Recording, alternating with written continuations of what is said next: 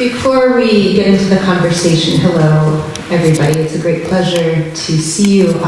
Thank you very much to Helen and Oblong Books, to the Morton Memorial Library for hosting us. And I'm thrilled to be joined by Larissa Sonevytsky, who is a dear old friend of mine, going way back to college. We have spent time together with her and with her beautiful family, husband and 2 children, in this area, in Tivoli, in New York City, in Kyiv, Ukraine. I even visited Rhinecliff when it was still undisputably Ukrainian territory. So I think without further ado, I will hand over the mic to Maria. Hi everyone, good evening, thanks Dennis. Yeah, we've known each other a long time, and in that time we've managed to travel and garden and eat lots of good food and fight about politics and learn from each other. So we'll be staging some of that for you. No, tonight. No, we're here tonight to celebrate the publication of this really, for me, wrenching book. I reread it this week after having read these posts when they were coming out in real time, and it felt like a vivid reliving of the first year of full-scale invasion, which I imagine many people in this room experienced quite vicariously. I was here in the safety of, actually I was in Tivoli when this happened. I was in Santa Barbara, California when it started, and then I was in Tivoli. And it just, the visceral feelings all came flooding back as I was reading these kind of urgent dispatches and watching the story unravel. So before I ask you a question, I'm just gonna give the nice people here a little bit of your formal biography, because I don't think they've had that yet. So Larissa Babij, sitting here next to me, is a Ukrainian-American writer, translator, and dancer. She grew up in Connecticut, graduated from Barnard College, Columbia University. We met when I was a prospective student who needed a place to stay overnight, and she was the president of the Ukrainian Students' Society at the time. That's how we initially connected. And she's been living in Kyiv, Ukraine since 2005, so nearly 20 years. Her writing and translations have appeared in the Evergreen Review, Arrowsmith Journal, Kritika, the London Ukrainian Review, and other publications. She has also studied and is continuing to study, the Feldenkrais Method of somatic education in New York City, and teaches awareness through movement classes in English and in Ukrainian. And then this book that we're here to celebrate has just been released this year on Ibidem Press, which is published through Columbia University Press, and is based on these wartime dispatches that Larissa has been publishing also on Substack. So if you aren't currently following the continuing dispatches, you can sign up for that, and my understanding is there's something like over 1,000 people now that are reading these newsletters. I will say that for me it was really useful also to have directions on where to donate at specific times, which the newsletter often ends with this.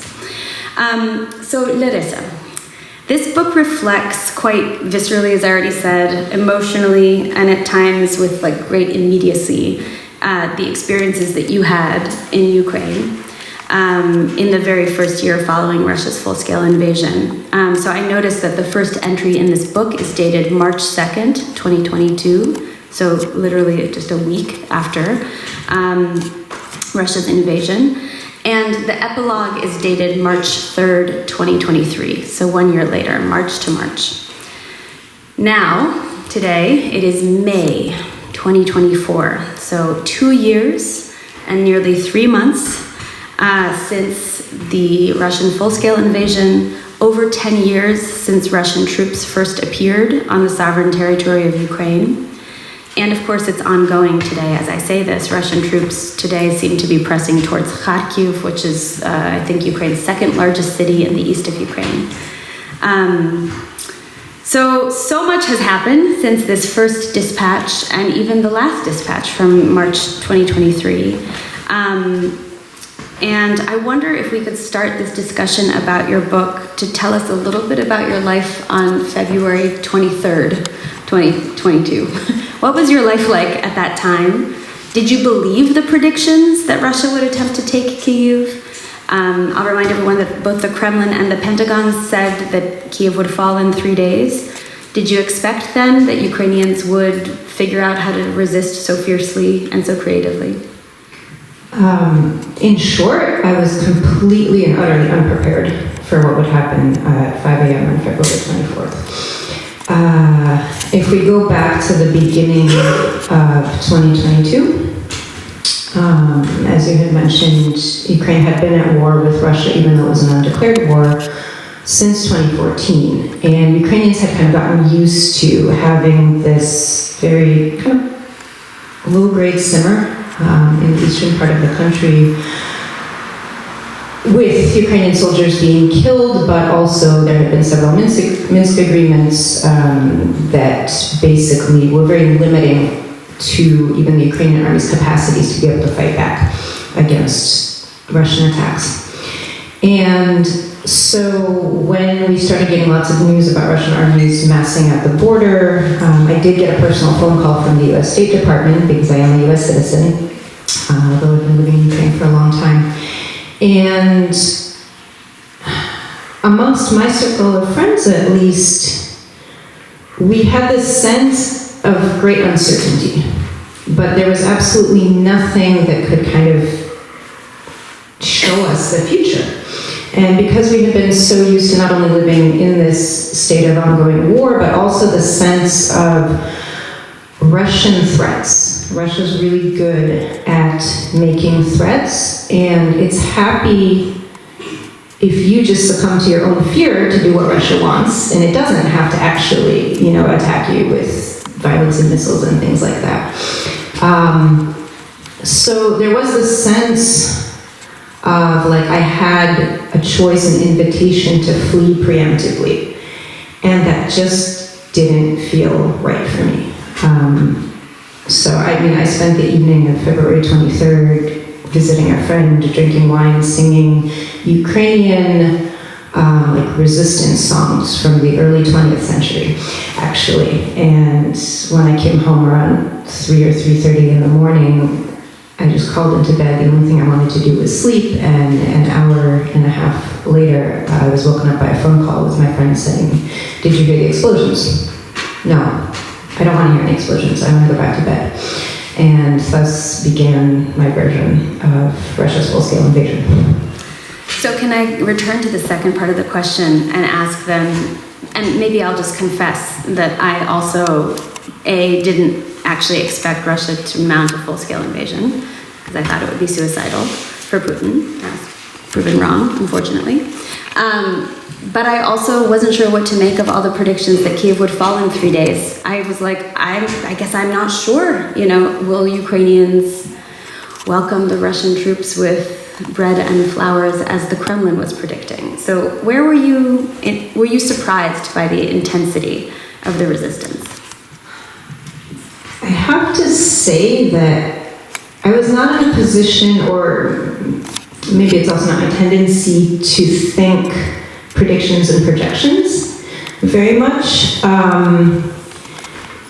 What I can say is that I fled Kyiv on February 24th with a handful of friends who were Ukrainians. And our really single thought was just to not end up in the hands of the Russian army, by any account. And we did have some discussions with the friends, thinking, would our fellow Ukrainians resist? Would they just kind of give up? I don't think there was nobody that was going to be welcoming Russia with bread and salt. That wasn't an option, but it wasn't clear kind of how coordinated and how fiercely Ukrainians would resist. And even in the 2 days that it took me to get to the western city of Lviv, we started to get accounts of the fact that Ukrainians were, hundreds of thousands, were going to sign up to join the army. People had absolutely no military experience whatsoever. And that was enough that amongst my Ukrainian friends, we spent about a week or two in Lviv. I stayed in that western city, which is closer to Poland and closer to the border, but my friends went back to Kyiv to join the local resistance of the capital city. Would you maybe read a few pages from the book for us so people can get a sense of the quality of the writing in the book? Sure. So basically, in short, if it's not clear already, I started sending letters to all of my friends and family and eventually the general public living abroad in the very early days of Russia's full-scale invasion, because I had been getting a lot of letters also after February 24th, just asking if I was okay, if I was safe, offering me places to escape to and refuge abroad. And I realized that on one hand it was a practical way to kind of tell people that I was still alive, and also it was a really important way to start documenting something that was happening when I had no idea what was going to happen the next day. So the letters that you'll find in the book, there really is a progression of a person changing, because all of us were encountering something we had never known in this way before. And I'd like to read you a passage that I wrote on April 21st. And just to set the scene, for the first month, for the month of March, Russian forces were getting very close to Kyiv. Sometimes even tanks were crossing into the city limits. But there were very fierce both battles happening in the suburbs of Kyiv and these are suburbs. These are cities that, with higher, they were affluent places. These are places where people they moved out of the city to live a good life, the way that people leave New York to come up to the Hudson Valley. And they were sites of awful carnage and war crimes. The Russian forces that were stationed there were absolutely brutal to the civilians, murdering people on their bicycles going out to get food because they hadn't had food in several weeks at their homes. After these places were liberated, they discovered signs of torture, mass graves, and all this started to come into public view in the beginning of April, after the Ukrainian army liberated the entire Kyiv region of Russian forces. So this was kind of the climate in which my mind was at, and the mind of my readers who were receiving this letter. April 21st, 2022, I'm writing from Lviv. Tonight in Lviv, the air is chilly, but with the texture of spring. I have to make a certain effort to keep sensing the war when it's happening somewhere further away. Still, my legs tingle as I think of the 1,000 or so people in Mariupol who remain underground in the tunnels of the Azovstal plant, which Putin has ordered to seal off as if to exterminate those inside. Yesterday, while writing a letter to people outside Ukraine about what is going on in Mariupol, I nearly wrote the word unimaginable, and then stopped. This has happened. It cannot be outside the realm of imagination. It is real. It is history, if you will. I have spoken to women who escaped from Mariupol, taking in and communicating with them not only through words, but also through attention, our bodies, and proximity. I knew in the moment, and know still, that I cannot imagine what each of them went through. Imagination, its landscape and its limits, is always an individual matter. There's a difference between I cannot imagine and unimaginable. Russia's unjustified invasion and ongoing brutal assault of Ukraine with its barbaric, genocidal attack on civilians and soldiers outside existing international conventions of war has drastically moved the threshold for what can be called unimaginable. I heard a story from the person who listened to the person who experienced it. In Bucha, a suburb of Kyiv, the Russian soldiers, young and scared, burst into a bomb shelter filled with women and children. They had them stand up and then shot every other one. Genocide is about destroying the group, so its individual victims are arbitrary. When you're standing next to someone who is being shot, the difference between you and someone else is negligible. I'm a grandchild of World War II. My mother is a Holodomor researcher. I've read Primo Levi. The cruelty that human beings can inflict on one another does not surprise me. The horror of what we have learned about what the Russians did to civilians in Bucha and throughout the Kyiv region took time to sink in, to pass through generations-formed layers of resistance, from refusing to look, because I have more important things to do, to sleeping on it, to disbelief. Not that it happened, but that I am here, looking at these photos. That this is happening here, where I am. There are two ways to lose touch with the war. One is feeling safe and comfortable and unperturbed, secure in what you know, while the other is by entertaining threats and potential dangers, including that of nuclear attack, so that your senses become garbled and clouded by fear.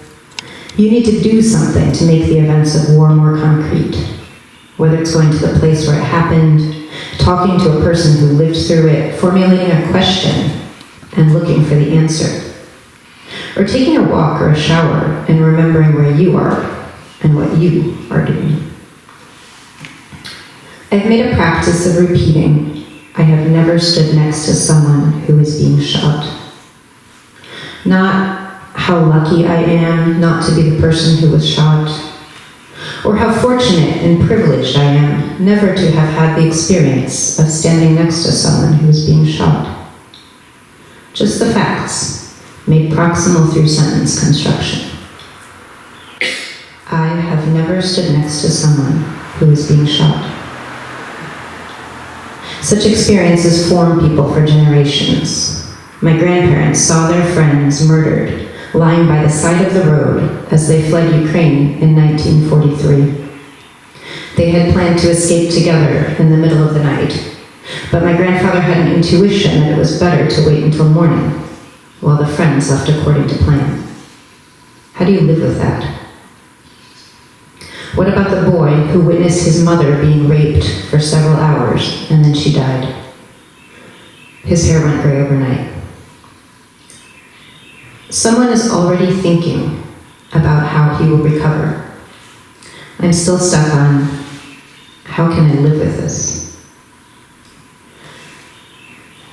I first felt shame on February 24th as I was running away from Kyiv in fear of the Russian advance. I felt ashamed before my sister in the US, who was absolutely right when she urged me to leave the previous Sunday, and before my grandmother, who turned 95 that day, for all she had done to plant me in America with the promise of a good life. Here I was, participating in history's repeat performance.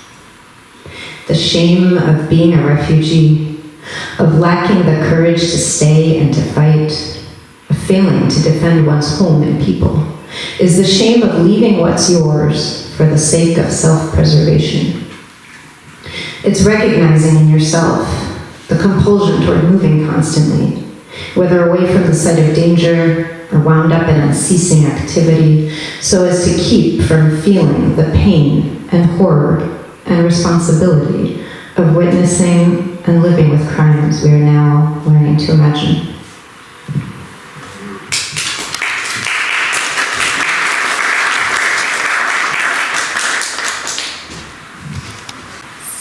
So, let's see. So that passage ends with you experiencing an intense feeling of shame. And I'm thinking about all of the writing that I've read subsequently from Ukrainians who have expressed that feeling of shame or guilt for not doing enough. But it seems to me that the other side of the coin there is this theme of responsibility that really also runs through your book, kind of coming into the feeling of responsibility for your home, responsibility for defending the things that you value and care about, right? For defending your community. So could you talk a little bit about that? Do you see this shame and responsibility as related to each other in any way? And also, how do you think about responsibility at this point? Yeah, that's a great question, because it's real, the way that they coexist. I think a lot of people from diasporas or people with refugee backgrounds share this, where I was raised with in a Ukrainian-American community. What my grandparents preserved when they fled their actual land was their language, their culture, traditions, and they very much passed that down to their grandchildren. And so I already grew up in a kind of dual mindset of having a connection to a place where I wasn't and a place where I was. And so the responsibility comes in also when you choose. I chose to go back to Ukraine out of curiosity. I chose to stay, and by February 23rd, 24th, I'd been staying there for so long that I had made it my home through personal action. And I think that was what made it possible for me to make that choice not to leave, even though that was the sensible American thing to do. Because I knew that the flip side would be, by choosing to leave, it would mean abandoning the home that I had made. And something that I kind of came to think about, even in the course of the book, is that by choosing Ukraine, I also, in a sense, abandoned America. Maybe I abandoned America even before I chose Ukraine. I grew up in the United States in a time when it was pretty stable and secure, and we all seemed to be doing really well. And it seemed like our democracy was just something I took for granted, that you vote once every couple of years, and everything just sort of runs its course. And it's only as time has gone by, once I was already investing in Ukraine, learning about democracy in a very kind of gritty, hands-on, local scale level, I started to realize, wow, it was my responsibility to take care of America. So we're always making choices, and I think this notion of responsibility kind of comes through the book in the sense of kind of being aware of what you're choosing, and that no matter what happens to you, you have a choice, always. And so, if you live in the United States, and you care about the United States, and you're critical of the United States and frustrated, it's your responsibility to do something about it. It's never easy. But this idea that there's going to be someone else to take care of it for you, that is what Putin and authoritarian Russia has showed kind of what that looks like. If you give up your own agency, someone will come in. There's always someone who's ready to take care of everything for you, but the way that they do it, you might not like very much. Yeah, I really appreciated in the book when I think it was in the introduction, where you're sort of describing a coming into awareness of just how much work and challenge goes into democratically, in this case, deciding how to restructure the Ministry of Culture in Ukraine during the period of the Revolution of Dignity, right? And that these kind of values that were inculcated in us as American school children were being acted out in practice at that very moment. So I appreciated that sort of reflection. I have a lot of questions for you, and this could go on for a very long time. So I'm mindful of the fact that it is 7 o'clock. I'm thinking I will ask you one or two more questions, but then I think we could also open it up to the room, right, for questions. Does that sound right? Okay. So maybe the first question I'll ask is, I know also that your life before February 24th involved a lot of dancing and a lot of Feldenkrais practitioner work and a lot of engagement with the highly experimental theater scene in Kyiv. And the book ends with a republication of 3 essays that Larissa wrote about experimental arts in Ukraine. That's probably too big of a question to ask you to speak to each of those kind of modalities or experiences, but how did that life before invasion and those experiences working in these art and somatic spaces kind of inform the way that you moved through the war? That's a great question, thanks. And thank you for bringing attention to the 3 essays at the end of the book, because the section is called Backstory, and they provide a kind of foundation for the way that I think about the things that are happening to me during Russia's full-scale invasion that I'm documenting in the book. It's not just like I thought of all this by myself, but I spent decades working with a performance group called Tanz Laboratorium, based in Kyiv, and it was really this kind of artistic performance practice that shaped the way I think about politics. This notion of responsibility. I remember being in like a performance exercise in a rehearsal studio where the participants, everybody's supposed to do something to contribute to this sort of common situation that everybody is doing. And it's really scary, you're an artist, you have to do something that's just, wonderful. And being very consumed about this sort of these concerns about, I might do the wrong thing or an inelegant thing, made me a really awful partner to my artistic partners. And I remember after we did this exercise, my colleagues kind of coming up to me and they were like, look, if you don't do your part, your partners or the members of your community, they have to do more work to do it for you. They can't do it for you, but you're just kind of dumping off on them. And that's something that really stuck with me. As far as when you end up in a situation that is completely unfamiliar, it's not an excuse to kind of worry about doing the right thing or the wrong thing. This is something I think that also is worth drawing attention to in Ukrainian sensibility. I just find a lot of Ukrainian people are quick to act. There's a lot of messiness. They're not very good at organizing themselves as far as large-scale structures and logistics go, but as far as action, that's something that I think we can learn a lot from. There's maybe even a fearlessness in that. I could also talk about the Feldenkrais Method. Yeah, why don't you say a few words? Because I got some of my fellow Feldenkrais practitioners in the audience, and it's great to see you. This is a mind-body practice. First of all, just quickly raise your hands if you are familiar with the Feldenkrais Method. Wow, not bad. Okay, for those of you who aren't,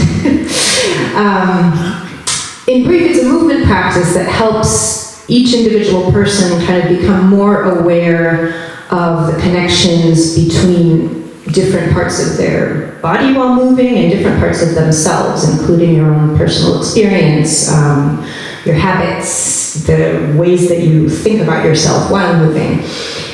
And it's very useful also in kind of just training a person to be more aware of what they're really doing. Because I think, especially in our American culture, in present day culture, we're so focused on who we want to be, what we want to accomplish, how we wish it would be, that you can sometimes be blinded by your image of what you're aiming to achieve and not actually realize what you're doing, and then you get really upset when you fail. And so what the Feldenkrais Method helped me to do was really kind of just to keep bringing back. It also helps you to remember to breathe freely, which is really useful when you're in stressful situations. And I found that even though this practice, it takes place, as a teacher, you're supposed to provide conditions of safety and calm and quiet for your students, because if you're really working with the nervous system at a very fine and nuanced level. But what it gave me as a gift was that when I was in situations where there are just strange noises in my city and I don't know exactly what they mean and where they're coming from, and I need to go in some direction, better to be further away from the direction rather than closer, but I don't know.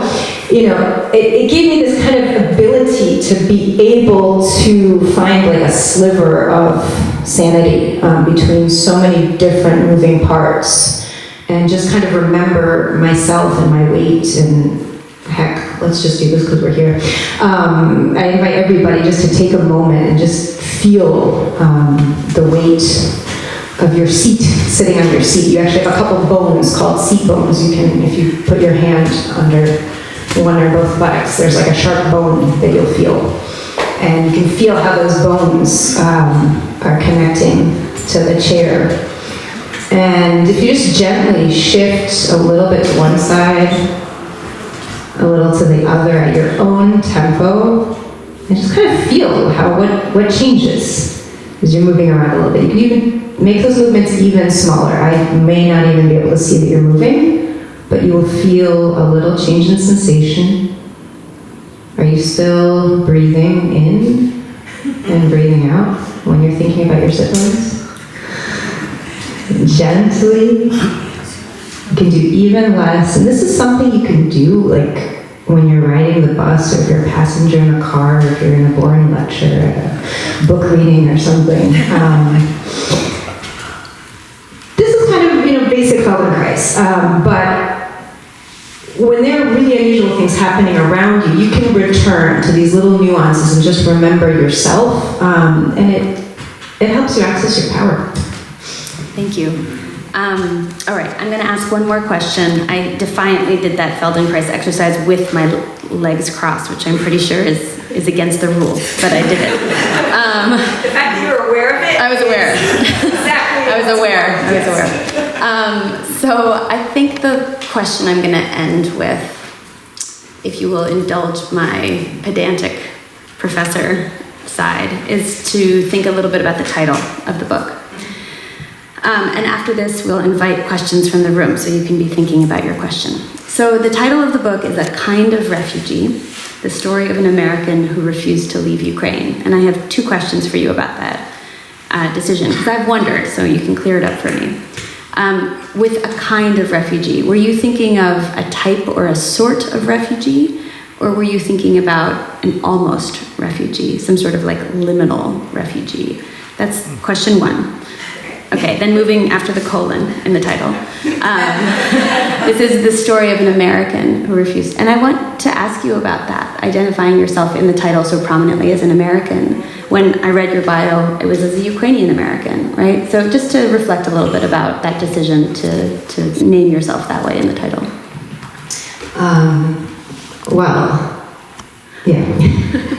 First of all, to a kind of refugee, it's both. That's kind of the fun of the English language and being able to play with it.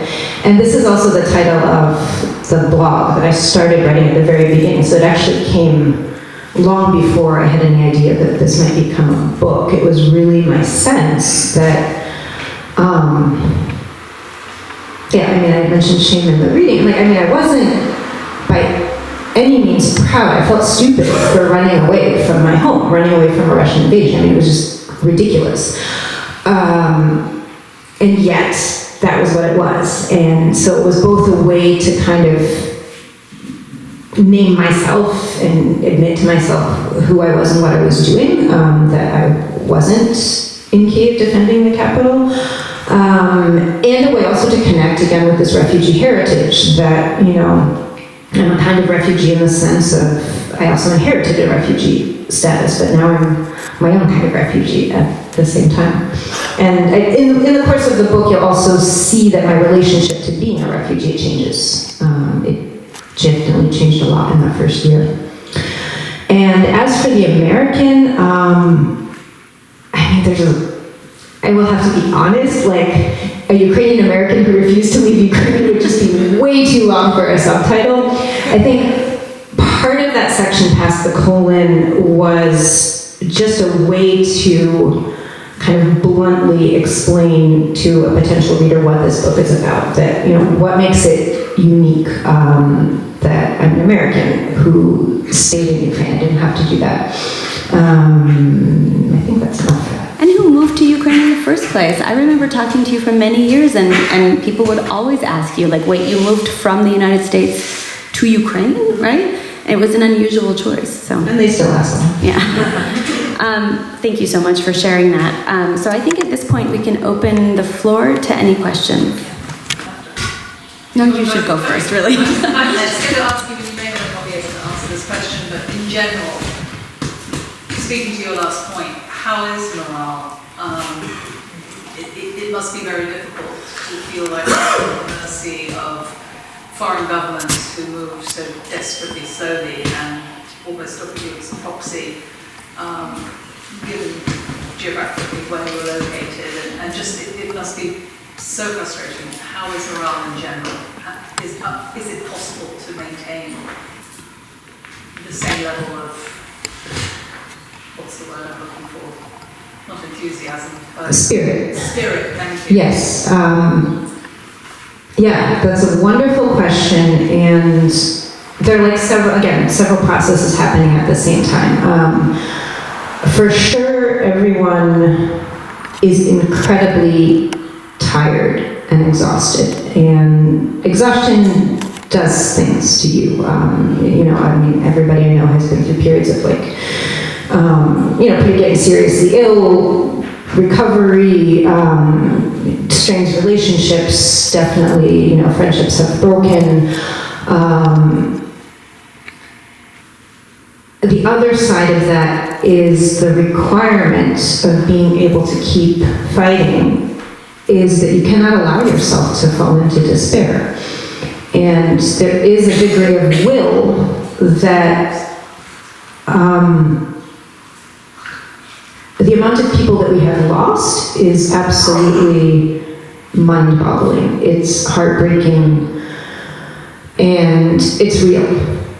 You know, you don't ever get used to seeing Facebook posts of one friend of a friend who was killed in action, 21-year-old medic was killed in action. You know, every instance of loss is fresh and unique, and they accumulate. And yet, you understand, I mean, there's a luxury to being in safety that allows you, actually, I just want to share this one thing, is that, you know, some of my American friends who told me how they experienced the news of the full-scale Russian invasion on February 24th, that they cried for days. And, you know, at that, I was in a position of just, you know, trying to orient and get west. And, you know, when I heard this story at first, it seemed even strange to me, but then I was like, well, they were crying for us because we couldn't do that. So, I guess, yes, like, when you're in a state of utter survival, you just don't allow yourself to despair. And I've definitely had some really beautiful exchanges with friends where, like, you can feel that my friend is so utterly tired and I'm so utterly tired, and we're each at our last, but, like, there's a sliver of effort that you make to connect, to help each other, and, like, that's huge. It's really, like, that's a place where we help each other. You need other people with you in it to keep going. Hi, Larissa. I just want to say I too have a son that lives in Ukraine. Have the same kind of, I guess, the feeling that you did when I called him and said you have to get out of Ukraine because a war is coming up. And of course he didn't believe me. He was in Ukraine since 1995 when he finished his university, and he got a job as a production guy in Ukraine. He produced the Chernobyl series on HBO. And he did not believe that a war was actually coming until he talked with friends and he said, I think we need to get out. So he went to Poland. When I visited him in Poland about a year and a half ago, still there, I asked him, now you're a refugee. And he looked at me and he said, I don't consider myself a refugee. He said, go to the arena in Poland. Take a look at all those beds. And these poor people are separated by curtains. And they're laying there side by side. These are refugees. I am lucky enough to have a couple of dollars where I can rent myself an apartment. These people came with nothing, and they have nothing. And you saw there thousands of children and families that live like this, and it reminded me of our DP camps where we were born. in a DP camp in Germany. Same idea. And I remember the curtains. You remember the curtains. And this is something you never forget. So it is it's a life-changing situation. I was there for independence, Ukrainian independence celebration in Warsaw, and thousands of Ukrainians were there that came out, and I must say the Polish government did help. They did stage this beautiful, beautiful anniversary with lots and lots of photos and pictures of children that the children wrote stories of how the war affected them. And I couldn't take the pictures with me, but I took pictures of these beautiful posters that were there, and I brought them into Soyuz Ukraine that I belong to, our media, and we did have a kind of a presentation of what these children felt during the war. I mean, running and escaping, and what you saw there were children laying there and bombs and airplanes flying over their heads, their dogs being killed and stuff like that. It was very, very moving. And I don't think it's something that's going to go away very quickly. It's going to be there with them forever. Yes, that's very true. Thank you for sharing that. Yes.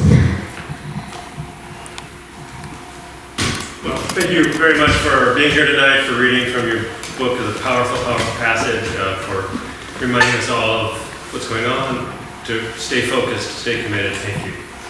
My question has to do with your creative process, and I'm thinking, how do you decide, what is the decision you have to go through when you choose your subject matter? Are you going to write about the war, write about what's happening? Are you going to put that aside and write about something else, or act, or create in some other medium? How do creative people make that decision in wartime, in a war zone?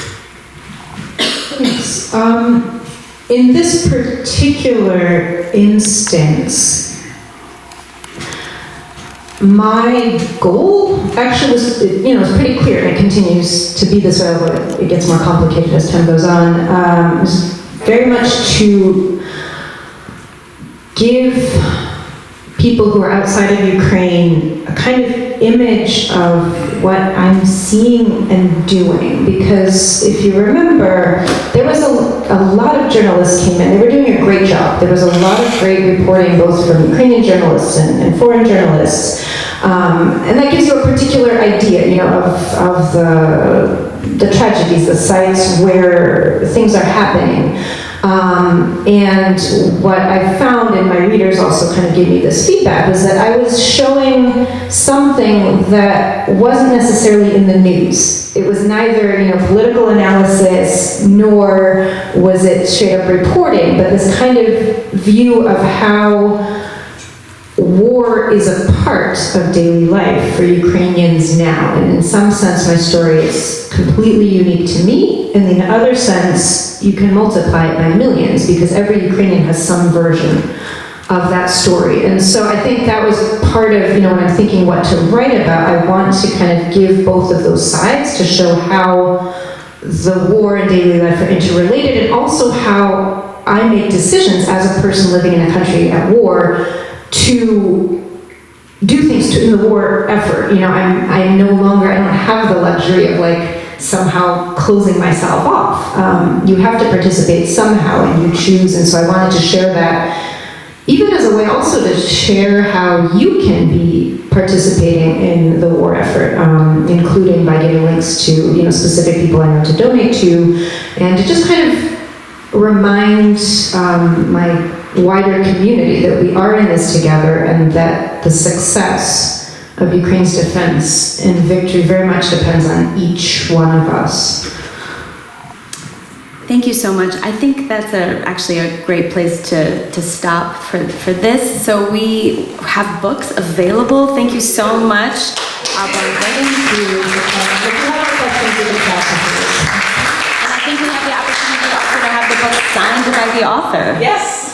So Larissa will be signing books, and thank you for coming this evening. And every book, again, that is purchased here, and also at our store in Rhinebeck and Milton, we're donating a percentage to Ukrainian Patriot, which is an organization founded by a dear friend of mine. They travel along war-ravaged areas and help people, spreading light and love and very practical assistance as well.